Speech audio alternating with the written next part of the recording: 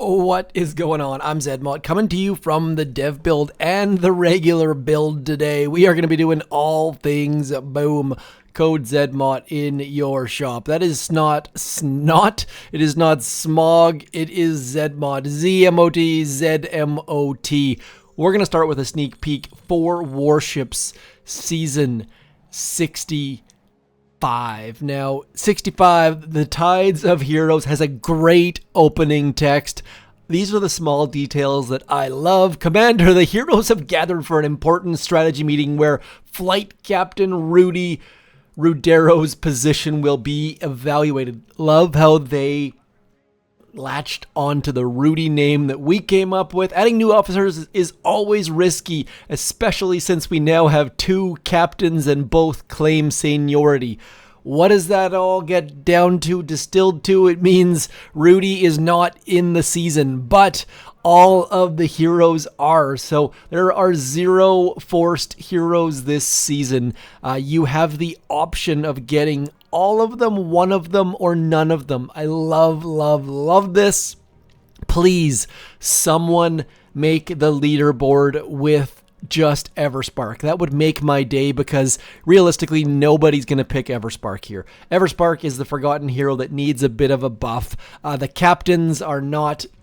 She is the worst of the captains, unfortunately. Anyways, this season looks to be a lot of fun. Sadly, it looks to be a little bit of a rocket choppa season for the third season in a row.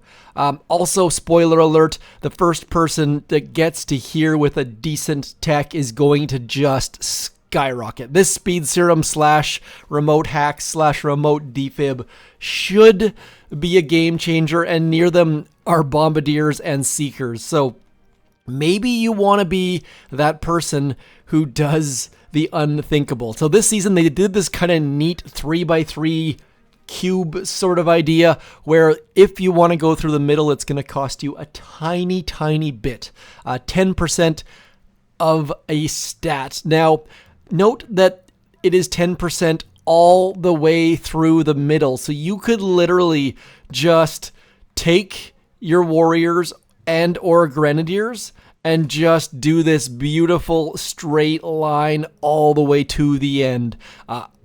I am very much tempted to do that on A account, just to ignore all of the things. Now, note, this is going to make for...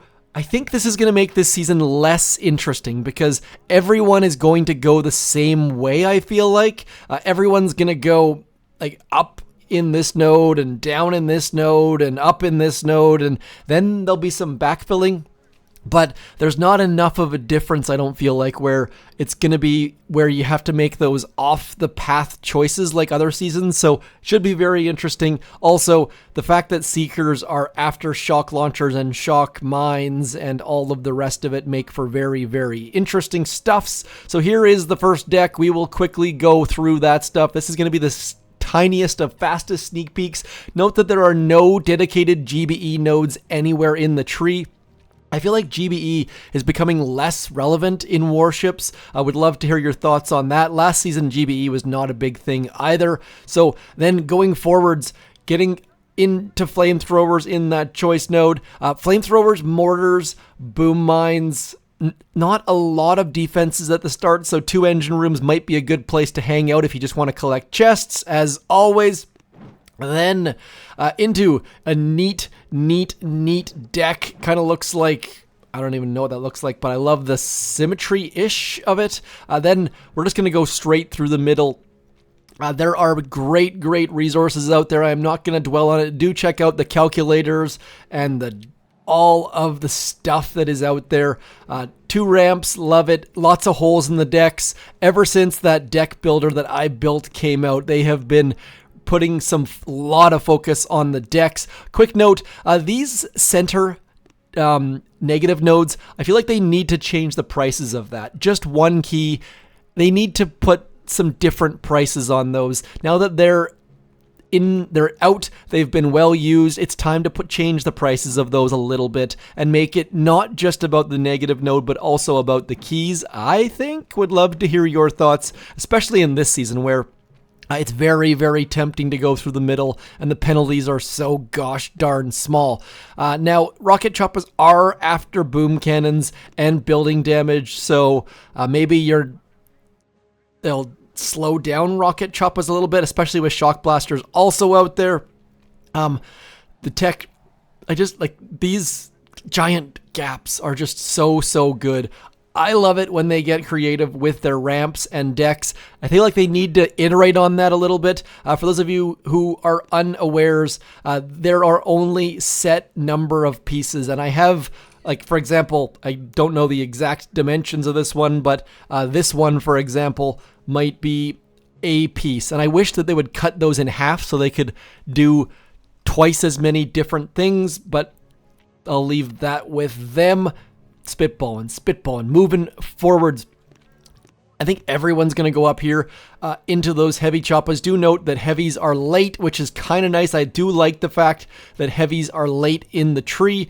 Also note that just because you have a negative node doesn't mean you have to actually be in the negative. There was some confusion about that in past seasons. For example, if I go through building damage here and get minus 10%, we're still at positive building damage. Just whatever boosts you have minus the negatives. It doesn't mean that you have to be in the negative. That one was a big brain scratcher for a couple people out there, so I thought I would cover that. Again, these choice node, I like the fact that they've balanced it a little bit. 1 rocket launcher, 1 shock launcher, or 2 boom cannons. They're definitely getting better at choice node balancing goodness. And then 7 engine rooms, all of the ramps, all of the things, but with that giant gap down there where you can see all of the inner workings of the warship. And then shock bombs so late. That is going to be super interesting, as well as we bring our building damage down to 0, just so that we can get that remote defib.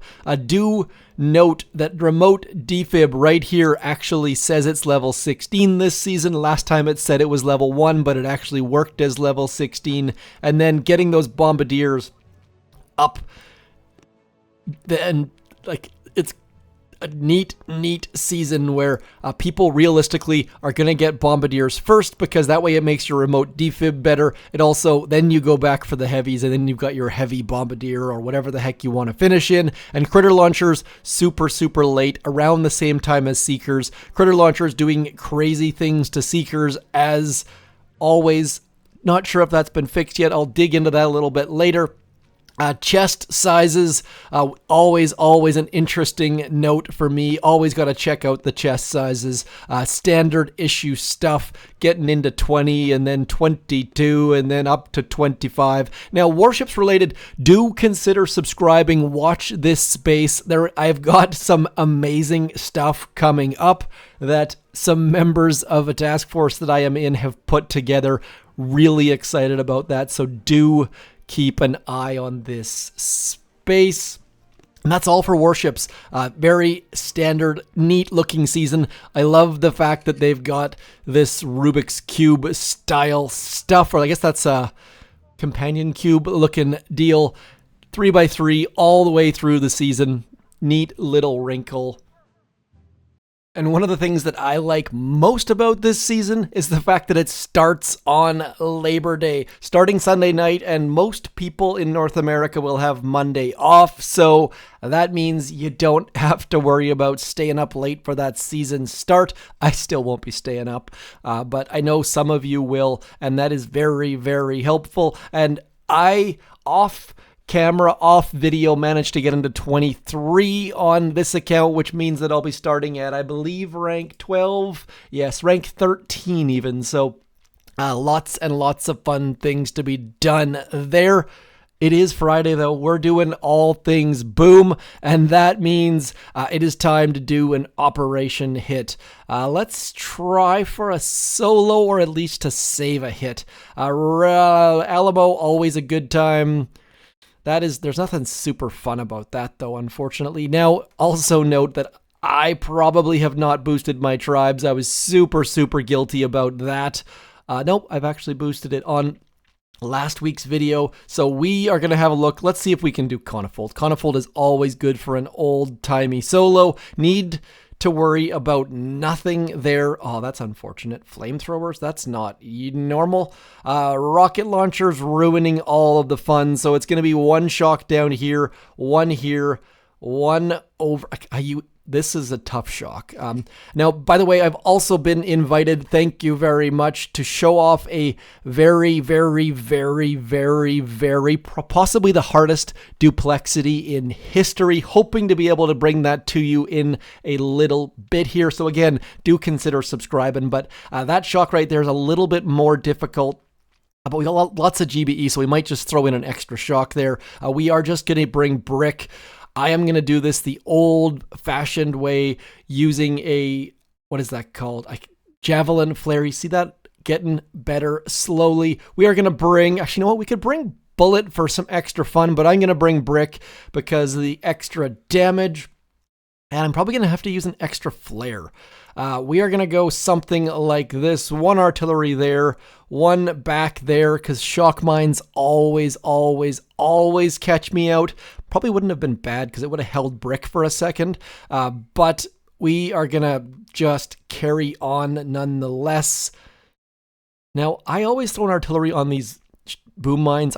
You definitely don't have to. I just feel like I always screw that up for some reason or another. So we are going to do the longest of long flares. If you still use this flare path like me, please hit me up in the comments. It is back there forever at the back. And then we just wait for our troops to cross that yellow line. And then as they cross that, that was so close. We definitely lost a couple there, but still in good shape. Then they'll get nice and skinny between the shock launchers. Then they get fat again around that boom cannon. And then as we get close to the core, we know we have to throw one more flare as that is about to expire. And then as we get to here, it is something, we're missing a defense there. There, I believe it is. I think I totally and utterly screwed that up. It's weird. There's a missing defense there. Get underneath. We are going to throw in one more flare. Oh, no, you dum-dum. Shocking. Uh-oh, shocking. Where's this shock? It didn't come out. There it is. Okay, so this is not going well. All of the things, making all of the mistakes. And I told you I was going to show you a difficult duplexity. I just made that beyond difficult. So there's a defense missing there. And so my landmark for throwing flares, smokes, was off. Typically, yeah, something's weird about that. I don't know exactly what it is. I think there's usually a building like right about there. My drawing doesn't work. But anyways, we did a decentish job. This is a very easy forlorn hope. That's going to be one. That's going to be one. That's going to be one. That's going to be one. So not a big deal as far as my utter and complete screw-ups. Then checking in on the old-fashioned 0 VP goal here. Still trying to get this one down to 0. We are down to 40. That is 100 victory points dropped since the new matchmaking came in. And there was a weird little bit here where all of a sudden I was getting rated 6 times a day. That was around like just a strange spot. Definitely should not be getting rated 6 times a day at 40 victory points, but we are back to the 2 to 3. Generally should be getting 2 a day at this, it seems like. So I don't know what the heck happened that other day, but definitely enjoying it. I will be loading up on some crab here just to get all of those resources so that this account gets rated even more. My theory here is the best way to drop victory points in case you're trying, which by the way, it doesn't do a heck of a lot anymore, is to load up on resources and just let them get taken away. Obviously, you're still trying to do some upgrades, so get that upgrade started, load up on resources, and then just watch as they all get taken by the scavengers. Also, just a reminder, if you don't play Warships, you still get those 50 diamonds and 12 trader tickets, so just click the button. It's not for everyone. I know Warships, the old school Boom Beach players, don't agree always, but we are going to try to solo Black River on Foxtrot using warriors, and you know what, let's actually throw a little bit of powder towards one of our statues. Let's throw it a little bit towards that troop damage just to try to make sure we get through this. Do not have troop health, which would greatly help my warriors out. But what's the fun in troop health? Another decisive topic on the Boom Beach shores. We don't have enough for that. Maybe we can get something in our task force chest. Let's just see if we can't. Still short. Unfortunate. Maybe if we collect all of this stuff, we can get one more tribe boosted. There we go. So getting that final tribe so we can get a little bit extra gunboat energy. Kind of like boosting.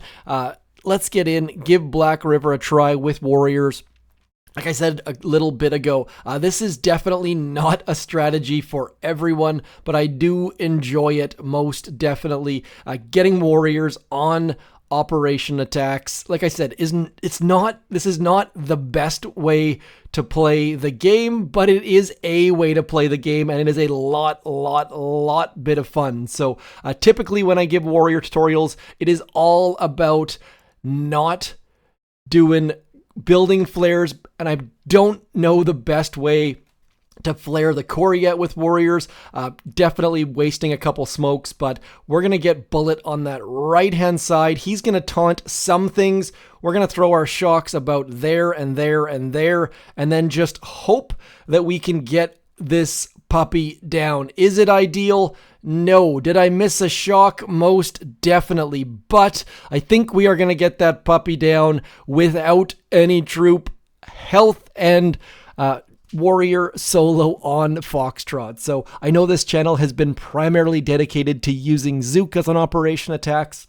But warriors can be a lot of fun. They definitely change it up. And that's one of the things that I'm really looking forward to Captain Rudy coming to the main base. He is going to hopefully change how operations are done, much like Everspark did. Not necessarily become the main hero, but there's going to be some hits where he is the go-to. And I can't think of what they'll be off the top of my head, but really looking forward to digging into that one. Also, quick note that his third ability that drop seekers was completely useless on warships, but it's intended for the main base. And how that's going to work should be fairly obvious. Rudy's going to be flying high somewhere in this neighborhood. He's going to drop a seeker and it's going to run to attack that headquarters. If it'll be useful, if it needs to be buffed, we will have to wait and find out when and if he comes to the main base, but looking forward to that in a big way. I mean, we haven't had a new hero in a long time, and I'm really hopeful that low levels do get him in that gap between Kavan and Everspark, which I believe is headquarters level 11. Yeah, that sounds about right. So I have passed that info along. Also, quick note that I have been harassing the dev team every single month to get, you see how Bullet has taunt activated there? Let's just see if we can't turn that off so you can see it a bit better. Bottom left-hand corner, that should be an easy add. I want this added. Whoa. iOS 18 beta, not liking my drawings. I want that added to warships in a big way. Have been harassing them a lot. So if you have other things that you are just super frustrated about, please do let me know. The devs don't listen to me a heck of a lot, but I definitely complain a lot in polite, well-worded requests. And if they listen to me 1% of the time and I complain 100 times, we are in business. So that if you are looking for a reason for why to put a creator boost in, hopefully that one satisfies your itch. We are going to try to do all 7 stages of Imitation game using the 6 warriors that I have left here. Don't know if it's possible, but that's how we're going to end the stream. This is a weird way to do sneak peeks. I didn't want to just abandon my all things boom. I also didn't want to leave you guys hanging without a sneak peek. And I find that my sneak peeks have been known to run on a little bit longer than they maybe need to. So I figured I would compress the sneak peek a little bit. I will not be doing, sadly, a boom pass sneak peak. I apologize, just with the Labor Day long weekend and kids back to school and all of the rest of it. Life is a bit hectic at the second. So I am going to pass on that one. I have to pick and choose my timings. As you could probably tell by the fact that I have not been making videos this week. Lots going on with life and everything in between. We are going to drop all our warriors on that shield gen. They're just going to spread naturally after that. Should be able to take this down without a heck of a lot of difficulty. We're going to throw critters on both sides, shock all of the things, and then just let our warriors spread out naturally. Should be able to get all of this stuff down without a heck of a lot of losses. Might as well throw a couple med kits out there. With warriors, medkits tend to be a girl's best friend, especially if they don't have troop health. And I think we maybe lost 0 on stage 5. Boom cannons might have snuck a couple in there, but that's decent. Lesson there, never throw your shield gen directly behind your headquarters because it just sets up for warrior. It's even better when they do it against that back wall and you can just let your troops spread as bullet stands in front. We are going to do the old-fashioned one smoke landing. We are going to try to do a proper warrior hit, throwing that ground flare, which gets them nice and skinny, and then getting onto that headquarters.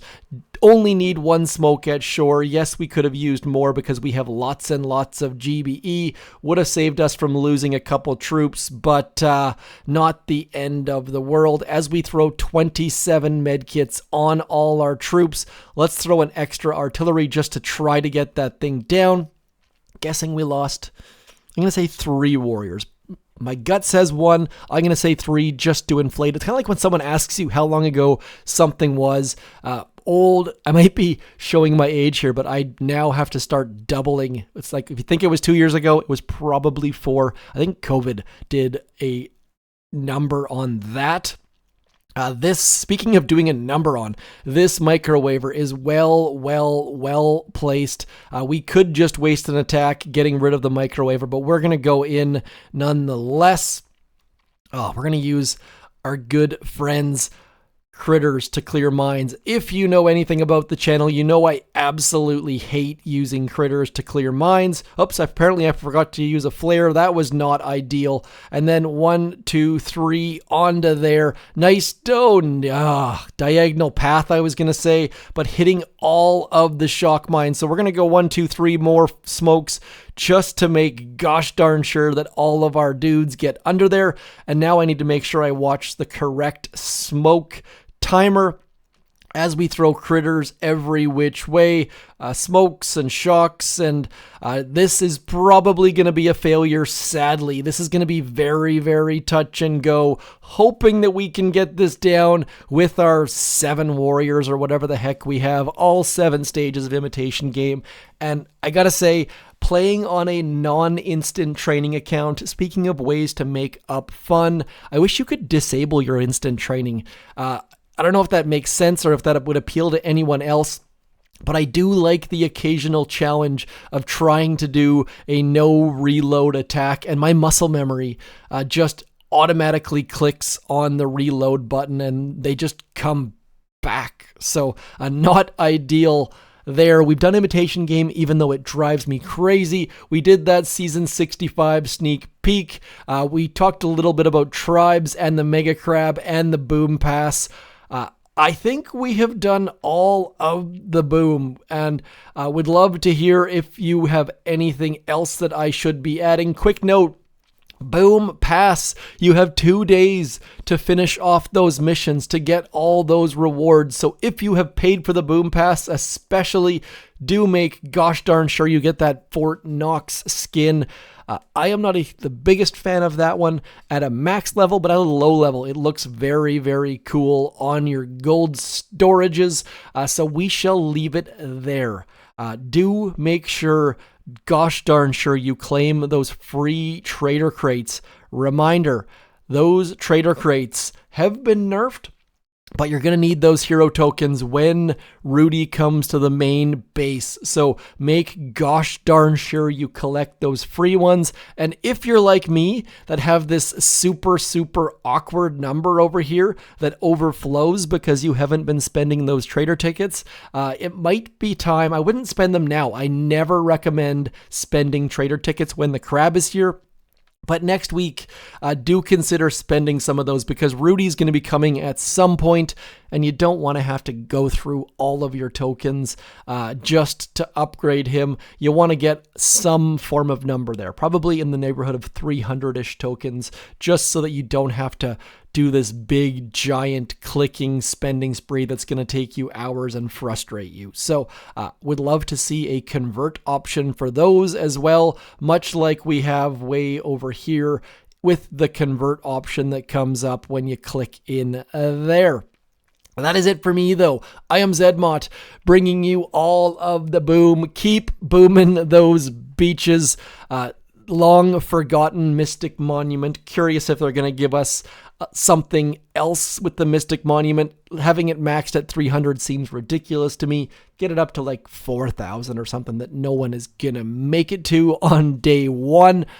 I shall talk to you soon, though. Thanks for coming in. As always, have a fantastic long weekend if you're having a long weekend, and if not, consider taking Monday off work. You definitely earned it. I am Zedmont. Thanks for coming in. Peace.